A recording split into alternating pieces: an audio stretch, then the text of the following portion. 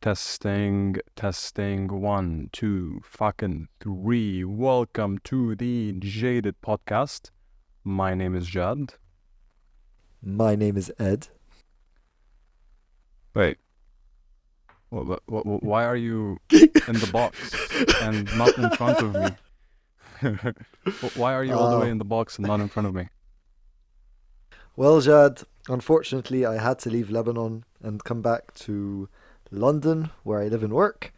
Really? And it's been 4 years since I lived in Lebanon. Oh, actually, that's the topic of our podcast tonight, isn't it? Oh, it is. I wasn't telling you. I haven't been there for 4 years because I was telling our viewers. All right. Our topic today is about Lebanese immigrants and Lebanese diasporas living outside of Lebanon. Um, so as you guys have seen, me and Ed are based in two different locations. I'm based in Lebanon, in Beirut, and Eddie's based in London. Um, when did you leave? Can you just give us a quick um, briefing Yeah. on your situation? So I left Lebanon 4 years ago in 2019 to pursue a master's degree, and it was actually in the Netherlands, and I went there for a year. Did my degree in behavioral economics because it's a passion of mine, and decided to never go back to Lebanon. Well, not never, never say never, but there was just much better opportunities outside of Lebanon.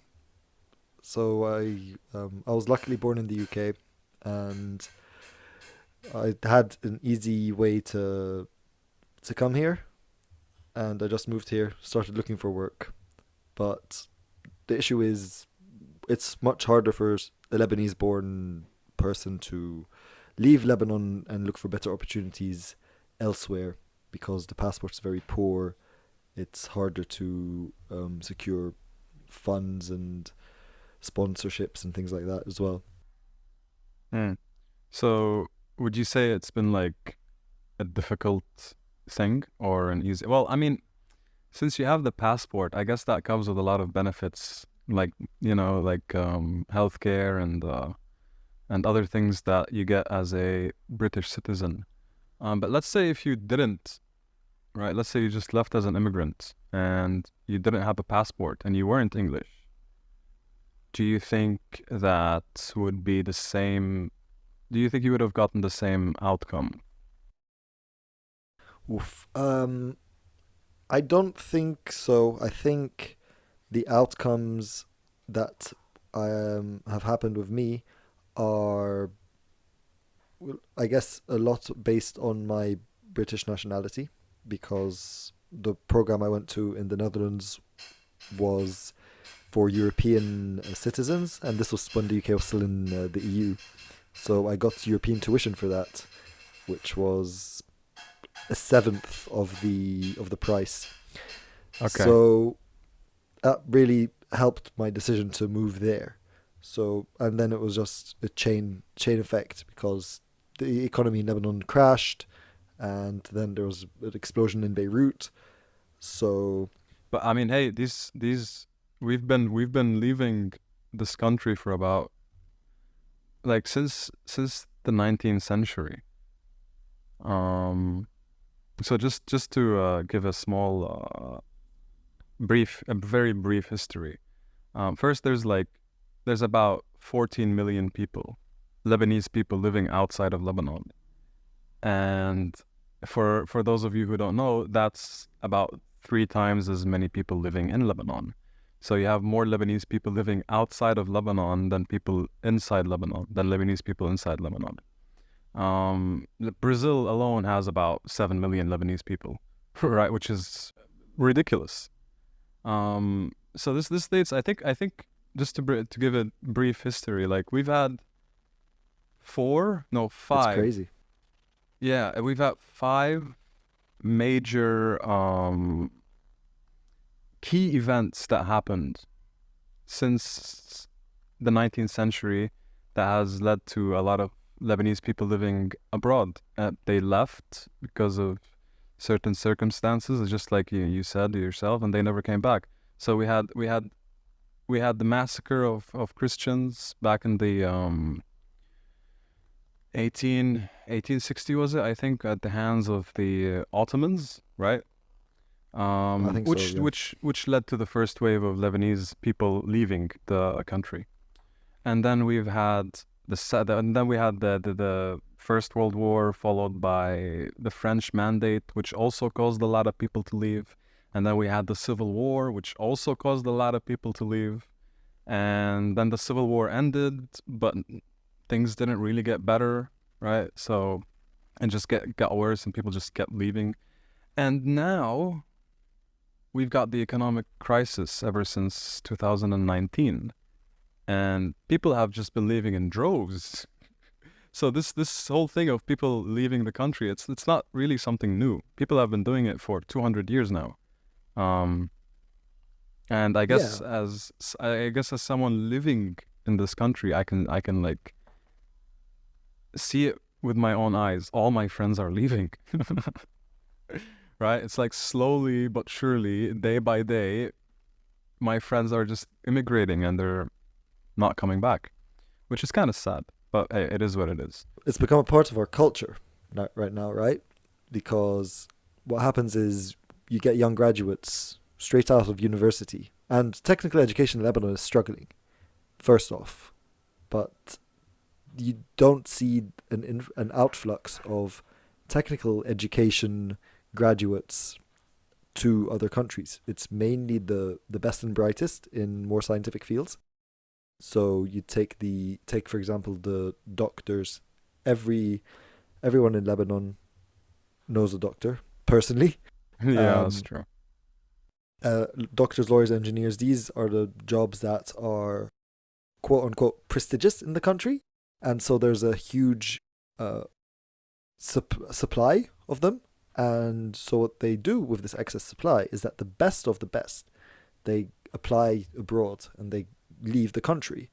And what happens is a brain drain. And so what's left in Lebanon, we still have doctors, lawyers, engineers. They still exist in the country, but they're not the best of the best. So the country is stagnating basically as far as its growth, its opportunities, etc.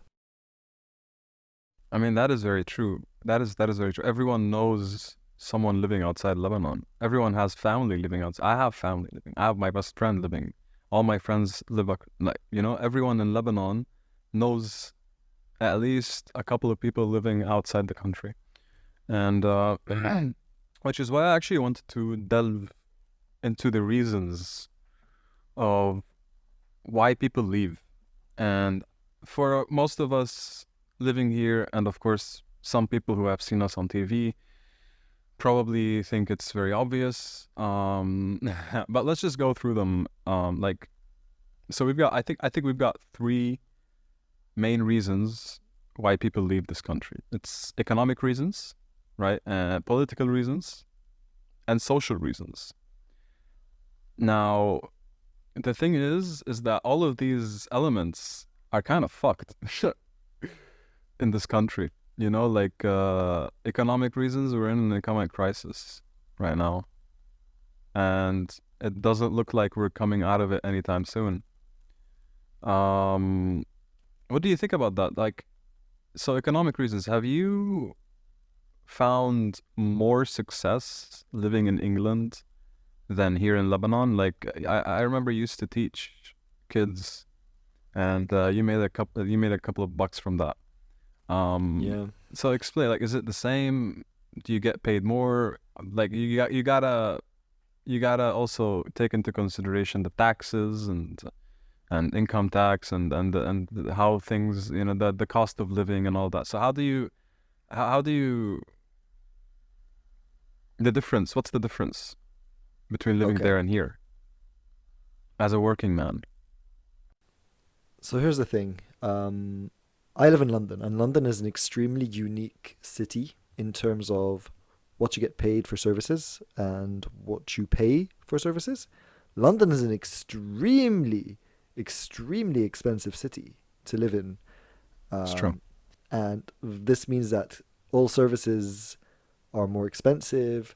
The minimum wage in London is higher than the rest of the UK. It's unique.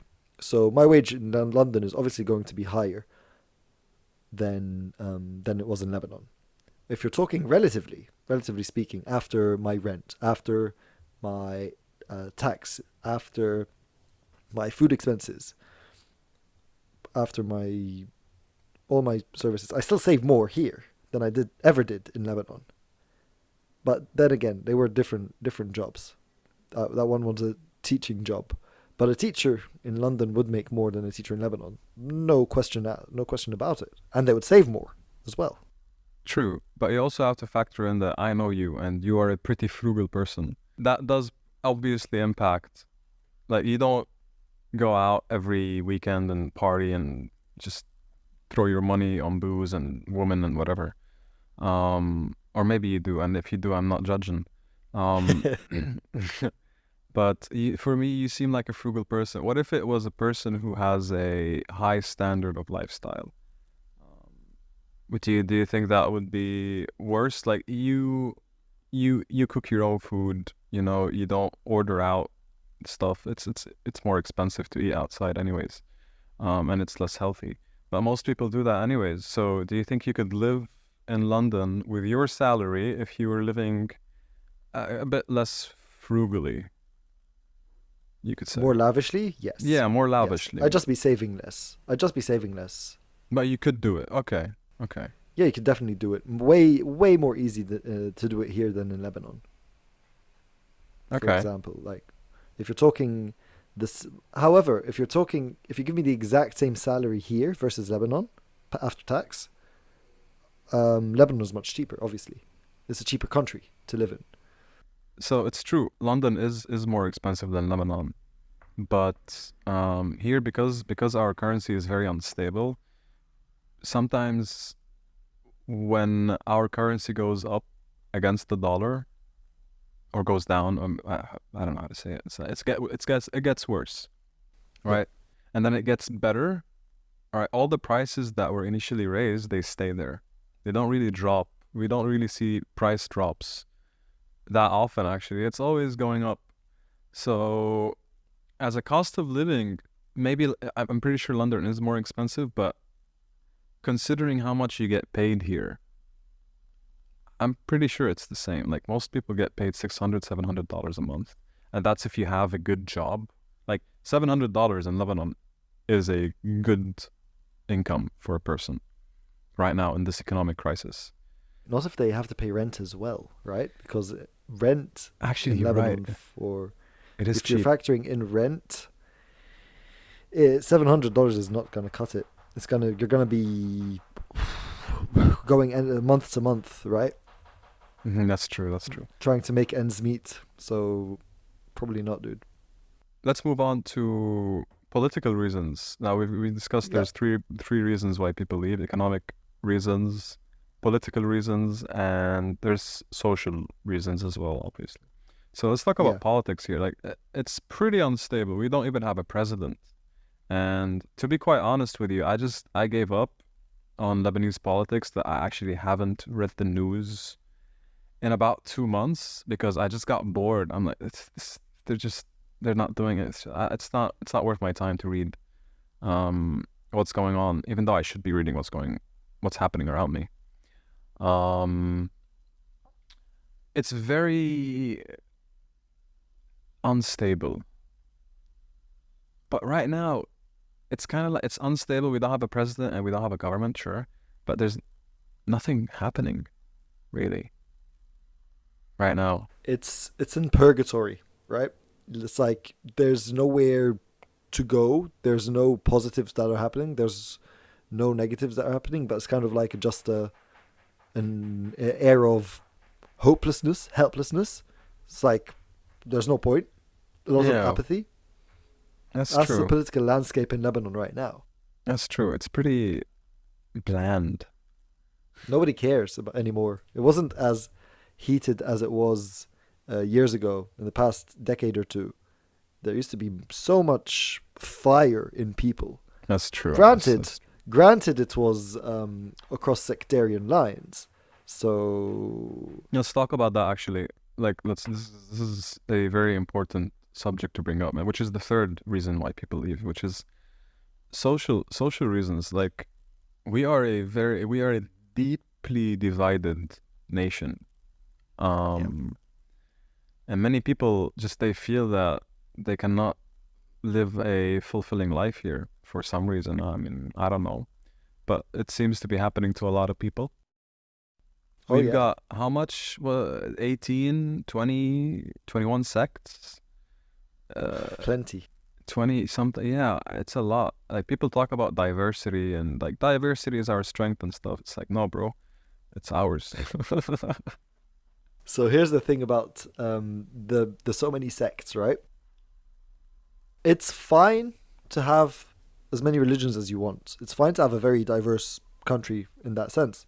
True. The problem is that when you give each sect a seat in parliament or link it to a political party, instead of having a secular political landscape in Lebanon, you have a religiously backed political landscape where you've got religious figures influencing politics. Is it? That is when your diversity is going to be your downfall. That's when everyone's going to be looking around and saying, I want stuff that benefits my religion, not the religion of someone else. It's always got to do with religion. Like that's I think it's because we're not a secular country. Yeah, definitely. That's And the main reason. that is a big problem. Like you've got this guy needs to be from this sect and this guy needs to be from this sect and this guy needs to be from this sect. It's like who fucking cares, dude? Yeah. We just need someone to lead us. Well, not speaking for myself. I'm not looking for someone to lead me. But if I look at outside, there's a lot of people that want to be led. And we've just got a lot of shit leaders. Um so I guess the only way to solve this is we need boys and men and women like our age to stand up and say, hey man, we don't want this anymore. We want change. We want to live. But the problem is that's not easy. And as we've seen in the last couple of years, Lebanese people are not quite good at revolutions. Yeah, It just failed. It fell flat. Unlucky. it's so sad, honestly. But all right. I don't So think it's the Lebanese people are bad at revolutions. I think the political barons just have too much influence over people. So the people that weren't in the revolution yeah, were I guess actively so. helping to protect them, whereas the people that were in the revolution were actively trying to Honestly, unseat them. I wouldn't even call this a revolution, dude. Like people don't know how to make a when people fail to understand that if you want to do a revolution, people need to die. Okay, Yeah, you need to sacrifice. You need sacrifice for you need a to successful sacrifice. revolution. You cannot say I want to bring down this government, but at the same time you still pay for electricity. You still pay for your phone. You still pay your phone bill, which is deeply overpriced here in this country, and people just still pay for it. See, this is how you do a revolution. You stop paying your fucking taxes. That's it. That's all you have to do. Just stop paying your taxes. Yeah, But people don't understand. Oh, it's defund the convenience, government. convenience. People don't wanna lose their convenience, which is why I don't think anything is gonna change. But hey, Yeah, nobody knows. Um, so enough about Lebanon. Let's talk about the Lebanese people living abroad for a second here. yeah. We've got a couple of problems people might face in their journey to in finding better homes. Yeah. First we've got language, right? I mean, well, you were lucky. You already speak English, right? I already speak English. We both we were educated at a very lovely English school here in Lebanon under a very English nice headmaster. English headmaster. Yeah, exactly. Um, so we know English, but what about people who don't speak. So people who go to Spain, we don't really learn Spanish here in Lebanon. Well, you can if you wanted to, you can learn Spanish. You just have to know where to go. But mostly in schools, they teach us French or English, sometimes mostly both, and Arabic. Uh, so let's say you go to a country like, I don't know, like somewhere that they where they don't speak these three languages. Yeah. I know for a fact. I have a friend who went to Germany, and they spent the first 2 years learning the language. And that's before, I mean, they found friends and all, of course, but you can't really mix in with society if you don't speak their language. Especially the French, the Germans, who I don't really think they speak English all that much. Um, and what I remember is that he spent 2 years of his life just learning the language, and then after that, he was able to find a job, and then he got married and he bought a house. But it took him 2 years just to get Yeah. to just to get the basics to be able to speak to people, right? Um, but from what I'm seeing, that's not really a barrier. People just leave. They don't care. They just go. I don't speak the language. So what? It's better than here, right? So, so I think that when it comes to language, the Lebanese population is blessed with your most people that have gone through at least high school are bilingual, and a large proportion of these people are also trilingual because they speak fluent French as well. I wasn't lucky enough to learn. Well, I didn't take French seriously. Let's put it that way. But Yeah, me either. yeah, the so when it comes to language, we're one of the countries in the world that has three languages that are widely spoken within the country. So it's easier to integrate across a wider range of countries. Like you've got Lebanese immigrants that go to France and go to the UK and other Arab nations. So it's not really that big of a problem. I agree. But when you're going to a country that doesn't speak the language, as long as you speak English, you can get by. Even especially in Europe, like Germans speak English even though they pretend they don't. Uh, it's Scumbags. yeah. So, but I think more of a difficulty integrating isn't the language. I think tricky, the more tricky part would be the cultural barriers, because Lebanese culture is different than other cultures because it's a very religious heavy one.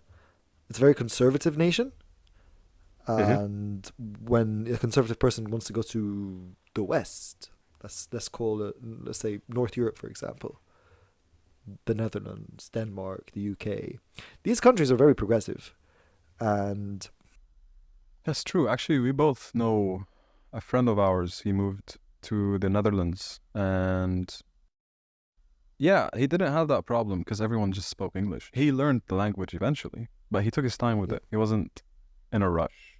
Everyone spoke English, it was fine. And I think after like 5 years or 4 years, he eventually learned the language. Um, so I guess, yeah, I guess it depends on where you're going. I think the bigger problem, bigger than language, is the culture. I think so. We've got a lot of closed-minded.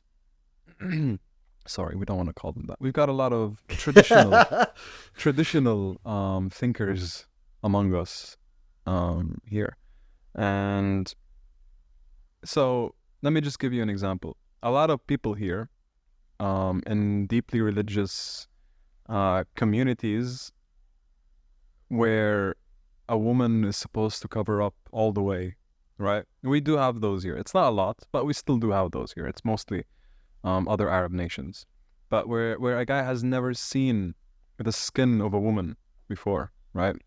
So what happens when a guy like that goes to a European nation and he sees that, wait, this is so different. So many women just wear whatever the fuck they want, and they just, they can't assimilate, and they're like, I want to go back. What is this?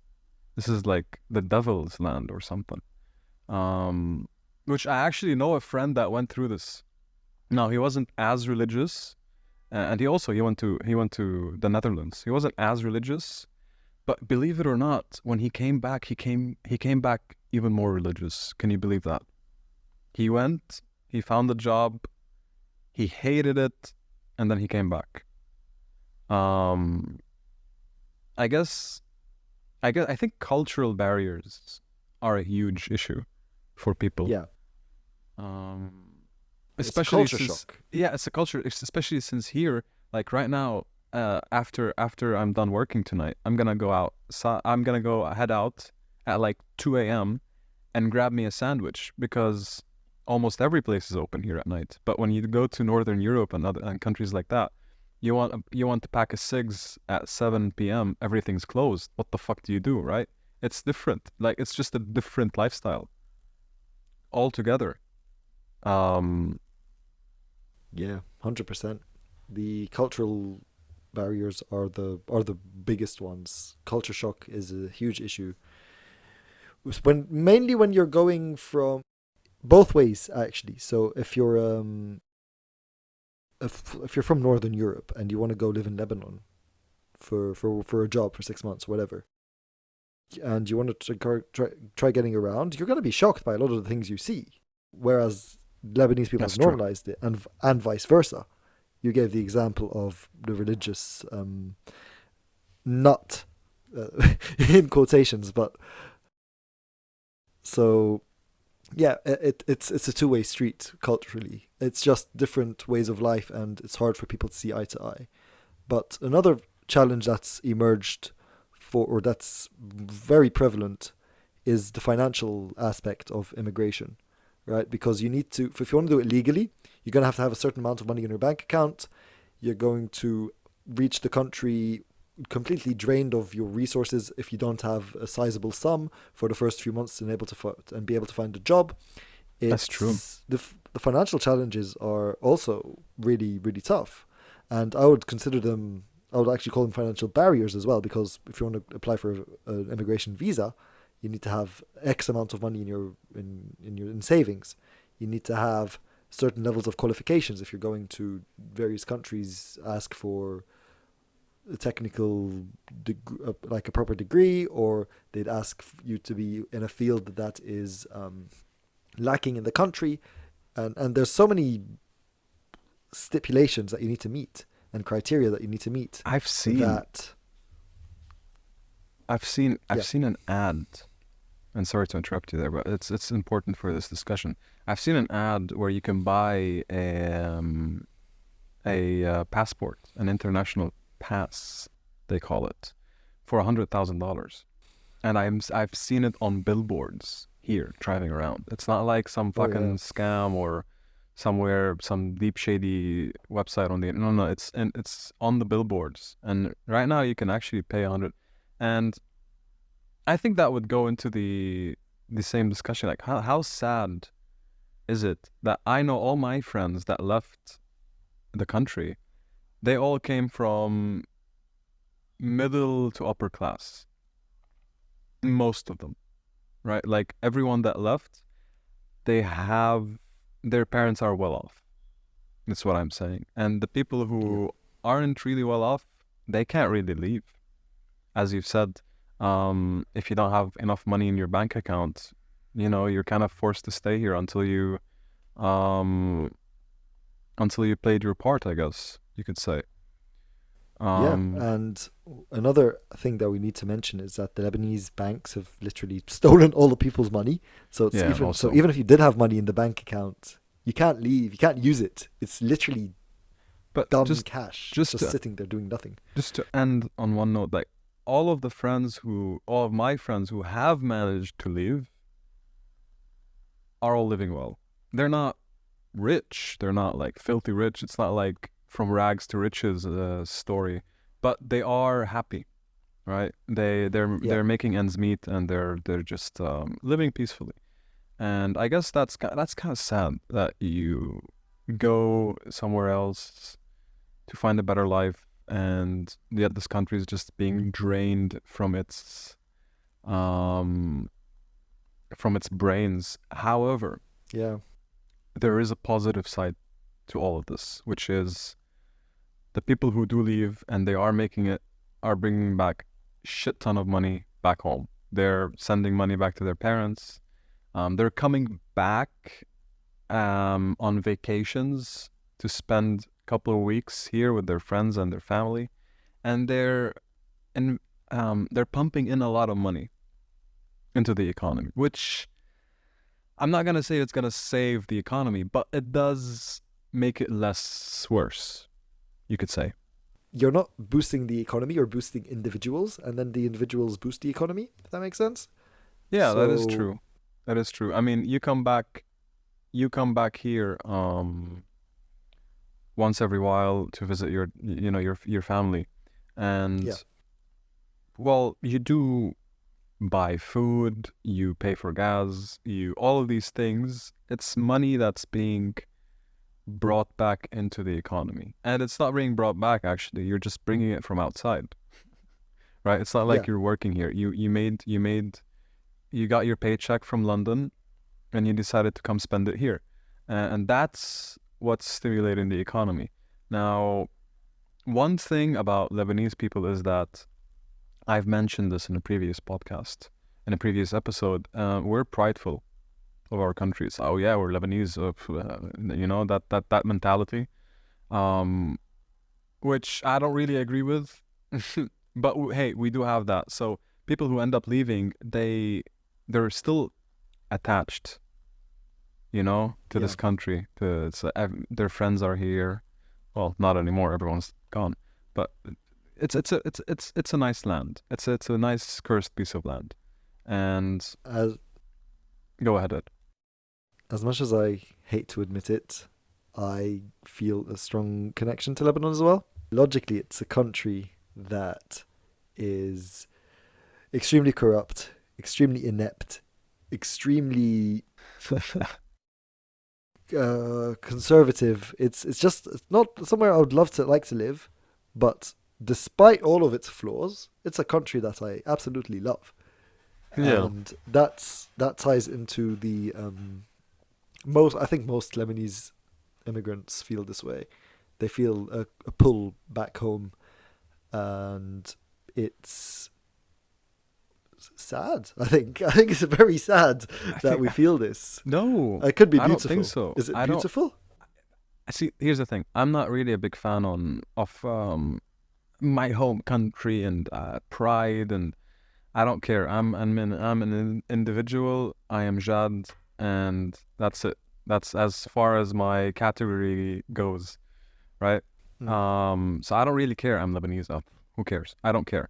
But there is something beautiful about it. It's like when you go abroad and you're between people, you're just sitting around people who are natives, and you're an immigrant and you don't know anyone, and then you meet someone who's Lebanese. It's like boom, right? You just clicked, and that tends to happen a lot. Um, but not for me actually. I leave, I go on vacations to run away from Lebanese people, not to meet them outside. Um, but let's close this from here. So what have we discussed? We discussed that as a Lebanese person, it's not really easy for you to leave. You need money, and there's a lot of barriers, and there's also a lot of barriers for when you get there. Cultural barriers and financial barriers and all of those. Not to mention that for the most part, you're a fucking Arab. I'm an Arab. Exactly. Right. So some people are just racist towards Arabs, and all of these play a huge role in all of this. And but I think it's a good thing that people have found homes and they're happy. But it's kind of sad for us. Um, Yeah, so the future, I guess it's pretty bleak. If I'm looking at it, like for example, you want to come back yeah, because you have this, like, maybe one day you want to come back because you have this connection, and most people do have that. But for now, I would tell it to you: just stay where you are. Don't come back. There's nothing for you here. Yeah, I know, I know. When I say I want to come back, I'm looking at a 10, 20, 30 year time frame where I will return with a fuckload of cash and just sit in my land in my fucking village and fucking die like my dad will someday. But A very peaceful death. exactly. In your country where you grew up, just Next to chilling. your kids and friends and loved ones and yeah. Yeah. It's like a hub. It's like a hub it's a family hub, Lebanon. That's what I see it more. It's because the family ties there are more or stronger than the Oh, they're ones you way find in the stronger. UK. They're Definitely. way stronger. They're way stronger. Like Yeah. it's a big part of family is a big part of um Lebanese culture. For sure, for sure. Ladies and gentlemen, thank you for tuning in to the third episode of the JadEd podcast. I was your host, Jad. I was your host, Ed. Yes, we were your hosts. And see you in the next one. See you in the next one.